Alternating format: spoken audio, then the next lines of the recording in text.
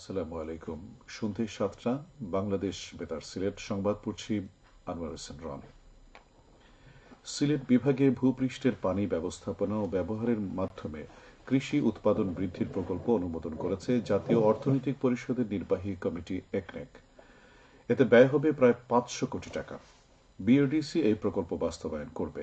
আজ একনেকের সভায় এই প্রকল্পটি সহ ৪,২৪৬,০০০ টাকা ব্যয়ে ১০টি প্রকল্পের অনুমোদন দেওয়া হয়। এতে সভাপতিত্ব করেন একনেকের চেয়ারপারসন প্রধান উপদেষ্টা ড মোহাম্মদ ইউনূস।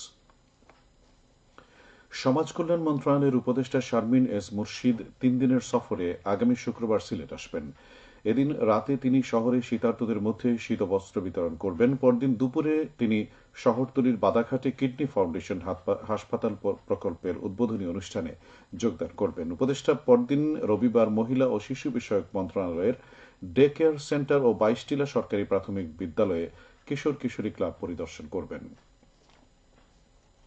শ্রম অধিকার ও শ্রমিক কল্যাণ নিশ্চিতকরণ বিষয়ে মত বিনিময় সভা অনুষ্ঠিত হবে সিলেটে আগামী মঙ্গলবার।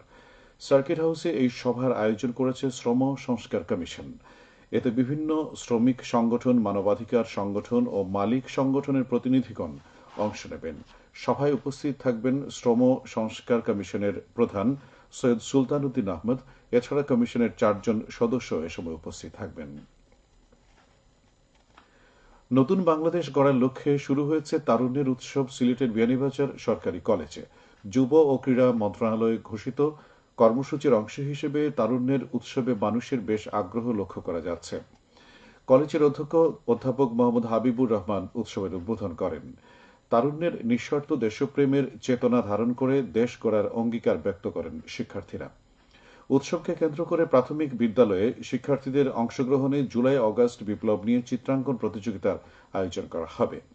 এছাড়াও পরিষ্কার পরিচ্ছন্নতা কার্যক্রম, স্বাস্থ্যসেবা ক্যাম্পেইন, দূষণ রোধে কার্যক্রম, সবুজ বিদ্যালয় ক্যাম্পেইন সহ নানা কর্মসূচি গ্রহণ করা হয়েছে।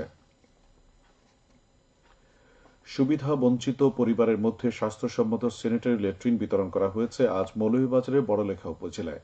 উপজেলা পরিষদ প্রাঙ্গণে ১০টি ইউনিটের ২৩০টি সুবিধাবঞ্চিত প্রত্যেক পরিবারের মধ্যে এক সেট করে স্বাস্থ্যসম্মত স্যানিটারি ল্যাট্রিন বিতরণ করা হয়। এতে ব্যয় করা হয় প্রায় ২ লাখ টাকা। এ সময় জনপ্রতিনিধি সহ স্থানীয় গণ্যমান্য ব্যক্তিরা উপস্থিত ছিলেন। উন্নয়ন সহযাত্রী সংস্থা ব্র্যাক এ উদ্যোগ নেয়। ৩ দিন ব্যাপী তাফসিরুল কোরআন মাহফিল শুরু হবে আগামীকাল সিলেটের এমসি কলেজ মাঠে। আঞ্জুমানে খেদমতে কোরআন আয়োজিত মাহফিলের শেষ দিনে প্রধান মুফাসসির হিসাবে বক্তব্য দেবেন বিশিষ্ট ইসলামী চিন্তাবিদ ড মিজানুর রহমান আজহারী। এছাড়া বিশিষ্ট আলেমগণ তাফসির পেশ করবেন। সিলেট ও সুনামগঞ্জে প্রায় কোটি টাকার ভারতীয় পণ্য জব্দ করেছে আজ বর্ডার গার্ড বাংলাদেশ।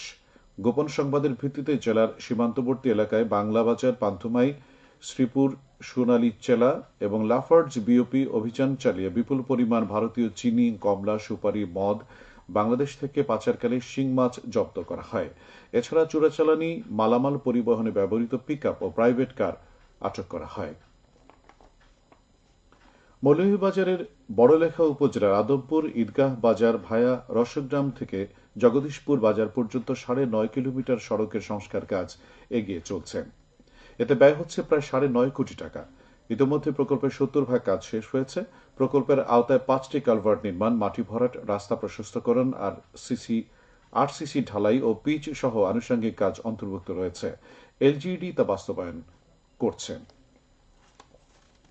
সিলেট তামাবিল জাফলং মহাসড়কে দুর্ঘটনায় এক মোটরসাইকেল আরোহীর মৃত্যু হয়েছে। বাসের সঙ্গে মোটরসাইকেলের সংঘর্ষে এ দুর্ঘটনা ঘটে। আজ দুপুরে উমনপুর টার্নিং পয়েন্টে এ দুর্ঘটনাটি ঘটে। এবারে শুনুন কৃষি সংবাদ।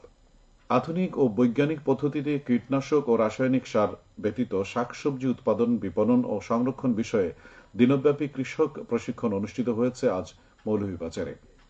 আঞ্চলিক কৃষি গবেষণা ইনস্টিটিউটের কৃষক প্রশিক্ষণ হলে প্রধান অতিথি থেকে এর উদ্বোধন করেন ইনস্টিটিউটের মুখ্য বৈজ্ঞানিক কর্মকর্তা ড মাহমুদুল ইসলাম নজরুল।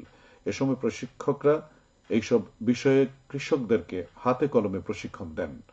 এতে ২৩৩ জন কৃষক কৃষানী অংশ নেন। আঞ্চলিক কৃষি গবেষণা ইনস্টিটিউট এর আয়োজন করে। সবশেষে আবহাওয়া। রাত 1টা পর্যন্ত পূর্বাভাসে বলা হয়েছে সিলেট সহ পার্শ্ববর্তী এলাকার জন্য কোনো সতর্কবাণী নেই এবং কোনো সংকেতও দেখাতে হবে না। আজ সিলেটে সর্বোচ্চ তাপমাত্রা ছিল 20 ডিগ্রি এবং সর্বনিম্ন 16.2 ডিগ্রি সেলসিয়াস। বাতাসে আর্দ্রতা ছিল সকালে 92% এবং সন্ধ্যায় 72%।